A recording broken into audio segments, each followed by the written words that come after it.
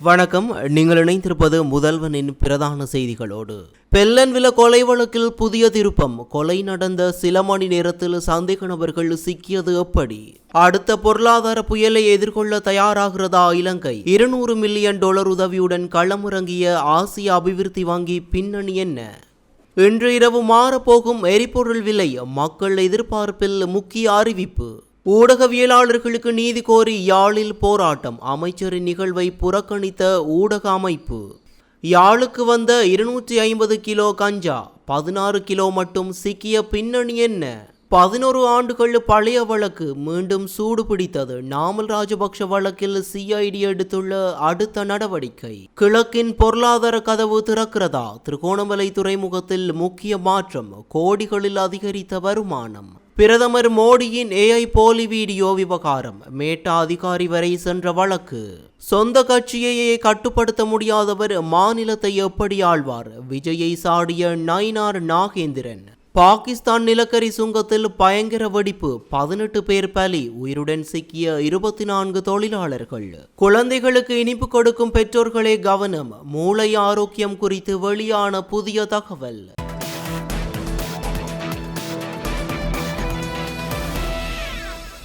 பெல்லன்வில நடைபாதை அருகே உணவக உரிமையாளர் ஒருவர் சுட்டுக் கொல்லப்பட்ட சம்பவம் தொடர்பில் கைது செய்யப்பட்ட 2 சந்தேக நபர்களும் 90 நாட்கள் தடுத்து வைத்து விசாரணை நடத்துவதற்காக குற்றப்புலனாய்வு பிரிவிடம் ஒப்படைக்கப்பட்டுள்ளனர். நவகமுவ போலீசாரால் கைது செய்யப்பட்ட இந்த இருவரும் மேலதிக விசாரணைகளுக்காக மேல் மாகாண தெற்கு திசை குற்றப்புலனாய்வு பிரிவிடம் நேற்று முன்தினம் ஒப்படைக்கப்பட்டதாக தெரிவிக்கப்பட்டுள்ளது. இவ்வாறு ஒப்படைக்கப்பட்டவர்களில் ஒருவர் பகமூன கொட்டப்பட்டிய காங்கேயாயா பகுதியைச் சேர்ந்த முன்னாள் சிப்பாய் எனவும் மற்றையவர் பகமூன ஒருபெந்தி சியம்பலாவ ஹீரவிய பகுதியைச் சேர்ந்தவர் எனவும் போலீசார் தெரிவித்துள்ளனர். பொரலஸ்கமுவ போலீஸ் பிரிவிற்குட்பட்ட பெல்லன்வில நடைபாதை அருகே அமைந்துள்ள உணவகத்தின் முன்பாக கடந்த 25ஆம் தேதி இந்த துப்பாக்கிச் சூட்டு சம்பவம் இடம்பெற்றிருந்தது. அன்று நீல நிற முச்சக்கர வண்டியில் வந்த அடையாளம் தெரியாத சிலர் தெஹிவளை வீதி பொரலஸ்கமுவ பகுதியில் வசித்து வந்த குறித்த உணவக உரிமையாளரை இலக்கு வைத்து துப்பாக்கி பிரயோகம் மேற்கொண்ட பின்னர் அங்கிருந்து தப்பிச் சென்றனர். தாக்குதலில் படுகாயமடைந்த உணவக உரிமையாளர் உயிரிழந்த நிலையில் சம்பவம் தொடர்பில் போலீசார் தீவிர விசாரணைகளை ஆரம்பித்தனர். இதற்கமைய உடனடியாக மேற்கொள்ளப்பட்ட வீதி தடுப்பு சோதனைகளின் போது மோட்டார் சைக்கிளில் தப்பிச் செல்ல முயன்ற 2 சந்தேக நபர்களை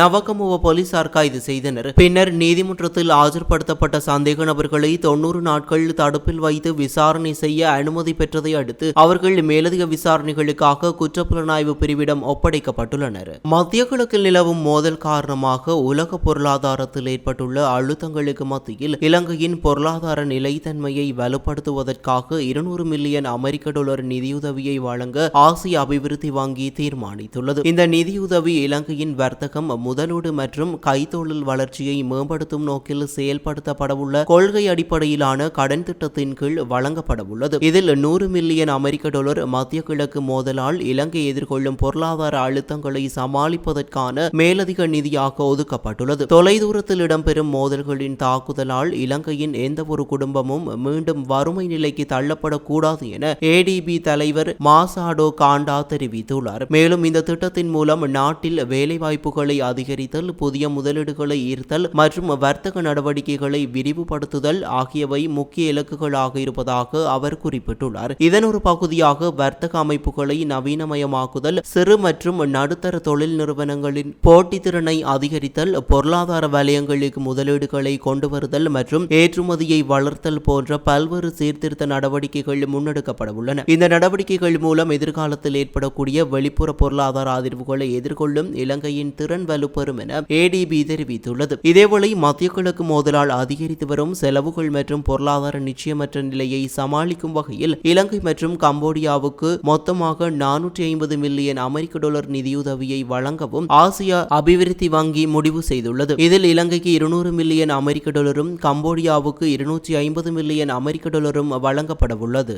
இலங்கையின் மாதாந்த எரிபொருள் விலை திருத்தம் தொடர்பான தீர்மானம் இன்று மேற்கொள்ளப்பட உள்ளது. இதற்கமைய சர்வதேச சந்தையில் நிலவும் மசகு எண்ணெய் விலை நிலவரங்கள் மற்றும் பிற காரணிகளை ஆய்வு செய்த பின்னர் உள்நாட்டு எரிபொருள் விலையில் மாற்றம் ஏற்படுத்தப்படுமா என்பது தொடர்பான அதிகாரப்பூர்வ அறிவிப்பு வெளியிடப்படும் என எதிர்பார்க்கப்படுகிறது. பெட்ரோல், டீசல் மற்றும் ஏனைய எரிபொருள் வகைகளின் விலை மாற்றம் குறித்து குறித்து பொதுமக்கள் கவனம் செலுத்தி வரும் நிலையில் இன்றைய அறிவிப்பு முக்கியத்துவம் பெற்றுள்ளது. சர்வதேச சந்தை நிலவரத்தை அடிப்படையாக கொண்டு இந்த விலை திருத்தம் மேற்கொள்ளப்பட உள்ளதாக தெரிவிக்கப்பட்டுள்ளது. படுகொலை செய்யப்பட்ட ஊடகவியலாளர்கள், ஊடக நிறுவனங்கள் மற்றும் ஊடகவியலாளர்கள் மீது மேற்கொள்ளப்பட்ட வன்முறை சம்பவங்கள் தொடர்பில் உரிய விசாரணைகள் முன்னெடுக்கப்பட வேண்டும் என கோரி யாழ்ப்பாணத்தில் போராட்டம் ஒன்று முன்னெடுக்கப்பட்டுள்ளது. யாழ்ப்பாணம் மாவட்ட செயலகத்திற்கு முன்பாக இன்று வெள்ளிக்கிழமை இந்த போராட்டம் நடைபெற்றது. யாழ்ப்பாணத்திற்கு 2 நாள் உத்தியோகபூர்வ விஜயம் மேற்கொண்டுள்ள வெகுஜன ஊடக பிரதி அமைச்சர் கலாநிதி கௌசல்யா ஆரியரத்ன பல்வேறு நிகழ்வுகளில் கலந்து கொள்ளவிருந்த நிலையில் அவரின் வருகையை முன்னிட்டு இந்த எதிர்ப்பு நடவடிக்கை இடம்பெற்றது. முன்னதாக யாழ்ப்பாணம் மாவட்ட செயலகத்தில் ஊடகவியலாளர்களுக்காக ஏற்பாடு செய்யப்பட்டிருந்த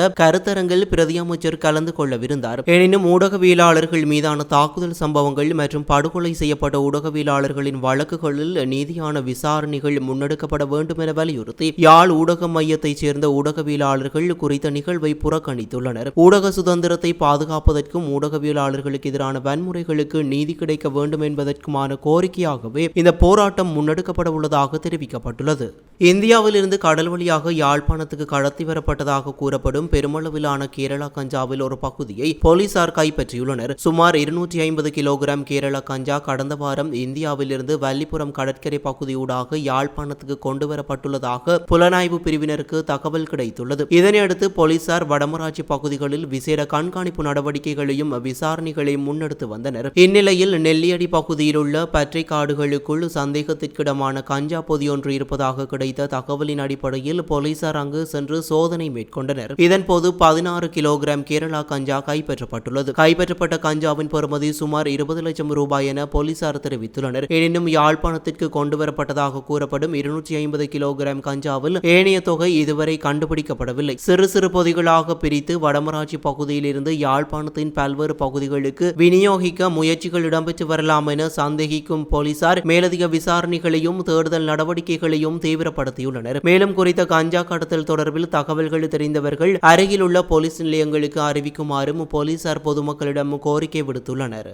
பண சுத்திகரிப்பு தடுப்புச் சட்டத்தின் கீழ் பாராளுமன்ற உறுப்பினர் நாமல் ராஜபக்ஷ உள்ளிட்ட 4 பேருக்கு எதிராக தாக்கல் செய்யப்பட்ட வழக்கில் மேலதிக விசாரணைகளை முன்னெடுக்குமாறு சட்டம் அதிபர் அறிவுறுத்தியுள்ளதாக குற்றப்புலனாய்வு திணைக்களம் நீதிமன்றத்தில் தெரிவித்துள்ளது. இந்த வழக்கு கொழும்பு நீதிமன்ற நீதவான் அசங்கேஸ் போதரம முன்னிலையில் நேற்று விசாரணைக்கு எடுத்துக் கொள்ளப்பட்டது. இதன்போது நீதிமன்றத்தில் விளக்கம் அளித்த சிஐடி அதிகாரிகள் குறித்த வழக்கு தொடர்பான விசாரணைகள் நிறைவடைந்து கோப்புகள் சட்டம் அதிபரிடம் சமர்ப்பிக்கப்பட்டதாக தெரிவித்தனர். எனினும் கடந்த ஆண்டு அக்டோபர் 14ஆம் தேதி சட்டம் அதிபர் தலைமையில் இடம்பெற்ற கலந்துரையாடலில் மேலதிக விசாரணைகளை மேற்கொள்ளுமாறு அறிவுறுத்தப்பட்டதாக அவர்கள் குறிப்பிட்டனர். அதன்படி பானேசியா வங்கி மற்றும் நேஷனல் ட்ரஸ்ட் வங்கி ஆகியவற்றிலிருந்து கணக்கு அறிக்கைகளை பெற்று மேலதிக விசாரணைகளை முன்னெடுக்குமாறு சட்டம் அதிபர் பணித்துள்ளதாக சிஐடி நீதிமன்றத்தில் தெரிவித்துள்ளது. இதன்போது நாமல் ராஜபக்ஷ உள்ளிட்ட சந்தேக நபர்கள் சார்பில் முன்னிலையான ஜனாதிபதி சட்டத்தரணி சம்பத் மெண்டிஸ் இந்த விசாரணை சுமார் 11 ஆண்டுகள் பழமையானது என நீதிமன்றத்தின்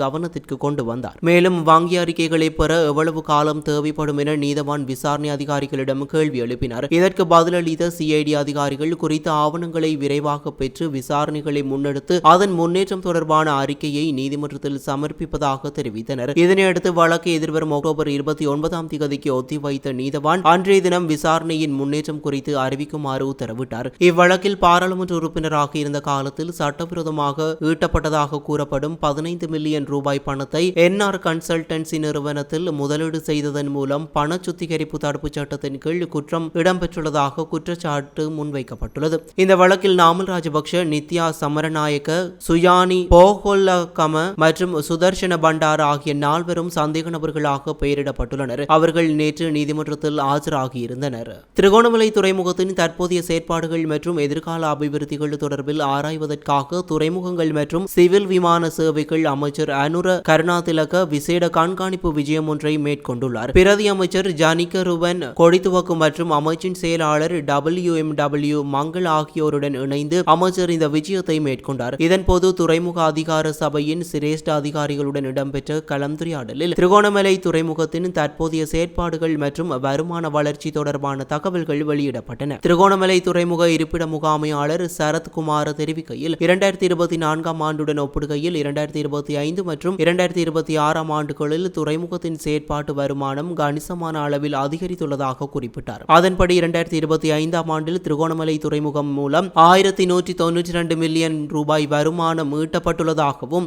2026 ஆண்டின் முதல் 6 மாதங்களில் மாத்திரம் 958 மில்லியன் ரூபாய் வருமானம் கிடைத்துள்ளதாகவும் அவர் தெரிவித்தார். இந்த வருமான அதிகரிப்பு திருகோணமலை துறைமுகத்தின் செயற்பாடுகள் விரிவடைந்து வருவதையும் அதன் பொருளாதார முக்கியத்துவம் மீண்டும் அதிகரித்து வருவதையும் காட்டுவதாக அதிகாரிகள் சுட்டிக்காட்டினர். இந்நிகழ்வில் பிரதி வெளிவிவகார அமைச்சர் அருண் ஹேமச்சந்திர, திருகோணமலை மாவட்ட பாராளுமன்ற உறுப்பினர் ரோஷான் அக்மீமென மற்றும் பிரதேச சபை பிரதிநிதிகள் உள்ளிட்ட பலரும் கலந்து கொண்டனர்.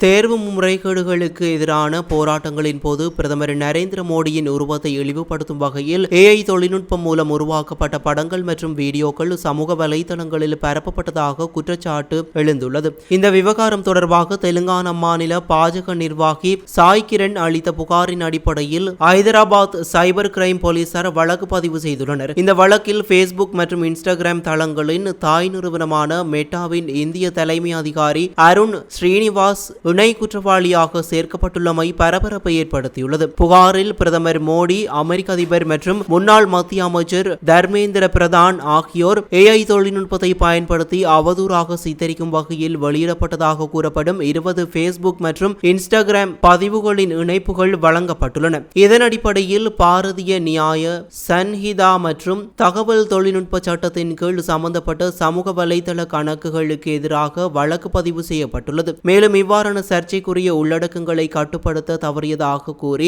மேட்டா நிறுவனத்தின் இந்திய தலைமை அதிகாரியின் பெயரும் வழக்கில் சேர்க்கப்பட்டுள்ளது. இந்த பதிவுகள் தொடர்பாக மெட்டா நிறுவனத்திற்கு போலீசார் நோட்டீஸ் அனுப்பியுள்ளதாகவும் AI மூலம் உருவாக்கப்பட்ட போலி வீடியோக்கள் மற்றும் படங்கள் வெளியிட்ட நபர்களை கண்டறிந்து கைது செய்வதற்கான விசாரணைகள் தீவிரமாக நடைபெற்று வருவதாகவும் சைபர் கிரைம் அதிகாரிகள் தெரிவித்துள்ளனர். இதற்கிடையில் தேர்வு முறைகேடு தொடர்பாக பிரதமர் மோடி வெளியிட்ட வீடியோ ஒன்று தொழில்நுட்ப கோளாறு காரணமாக Facebookல் இருந்து தவறாக நீக்கப்பட்ட சம்பவத்திற்கு மெட்டா நிறுவனம் அண்மையில் மன்னிப்பு கோரியிருந்தது. இந்த தொடர் விவகாரங்களை தொடர்ந்து மத்திய மின்னணு மற்றும் தகவல் தொழில்நுட்ப அமைச்சக செயலாளர் S. கிருஷ்ணன் மெட்டா நிறுவனத்தின் உயர் அதிகாரிகளை நேரில் ஆஜராகி விளக்கமளிக்குமாறு உத்தரவிட்டுள்ளார். சென்னையில் நடைபெற்ற பாஜக ஆலோசனை கூட்டத்தில் தமிழக வெற்றி கழகத்தின் தலைவர் விஜயின் அரசியல் செயற்பாடுகள் குறித்து பாஜக மாநில தலைவர் நயினார் நாகேந்திரன் கடுமையான விமர்சனங்களை முன்வைத்துள்ளார். சென்னையில் பாஜக நிர்வாகிகள் மற்றும் மாவட்ட தலைவர்கள் பங்கேற்ற ஆலோசனை கூட்டம் நயினார் நாகேந்திரன் தலைமையில் நடைபெற்றது. இதில் உரையாற்றிய அவர் விஜயின் அரசியல் நகர்வுகள் மற்றும் நிர்வாக திறன் குறித்து கேள்வி எழுப்பினார். சொந்த கட்சி நிர்வாகிகளையே கட்டுப்படுத்த முடியாத ஒருவர் ஒரு மாநிலத்தை எப்படி நிர்வகிக்க முடியும் என விஜயை விமர்சித்ததாக தெரிவித்துள்ளார். இதனிடையே காவிரி